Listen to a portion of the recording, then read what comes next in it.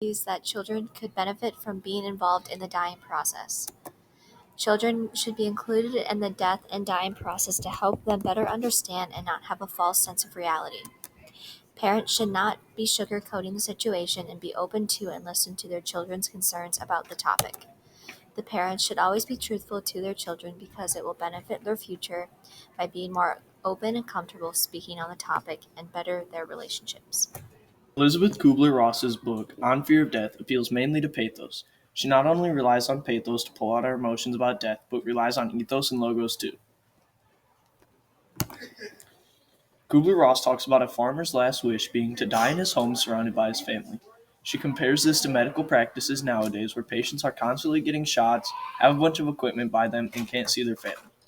She uses these stories to make us feel bad for the people that don't have to die alone, or do have to die alone, therefore convincing us of her point.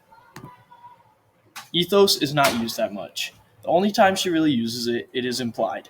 When she is telling us all the facts in the beginning, she is implying that she is trustworthy and has done her research. In the beginning of the essay, Kubler-Ross brings up that mortality rates are down. Pediatricians barely have to deal with dying people. But she points out that instead it is people with mental conditions, old people that can't deal with the loneliness, and people with problems that need help but never get it. This is all facts, which contributes to logos, but at the same time, it makes the reader feel bad for all of those people. The hypothetical example that is expressed in these paragraphs are how people cope as well as how death is described as a sensitive topic. This is quoted in the text multiple times. For instance, it says when a patient is severely ill, he is often treated like a person with no right to an opinion. When the patient tries to cope with death, it is harder because they feel pain, not physically perhaps, but emotionally. This quote, as many others, engaged the audience through a heartfelt description. The reading does a good job of showing the patient's perspective on dying. It describes how patients cope with death as they get closer to the end. They want to keep fighting for their life, but they cannot. She may have added it because she wants us readers to realize that death is forthcoming, and that it may make us sad, but it's okay in the end. The text would be emphasized as pathos, because a very bold emotional standpoint is revealed in the text. It is also the patient's decision if they would like the doctor to try and save them, or if they are ready to let go. But he will get a dozen people around the clock, all busily preoccupied with his heart rate, pulse, electrocardiogram, or pulmonary function, his secretions or excretions, but not with him as a human being. This quote describes how the doctors and nurses see the patient who is on their deathbed as just another asset for the job and not as a living person. Avery Bowers. Kubler-Ross entitled this selection On Fear of Death for many reasons, one of them being because the text goes through different experiences of death, how perspectives are changed on the topic of death. For example, in the text, it talks about how the old days, people just wanted to be with their loved ones. And nowadays, technology has taken over and taken away what some people really want when they are dying. It also discusses why people fear death, how they fear death, and when they fear death.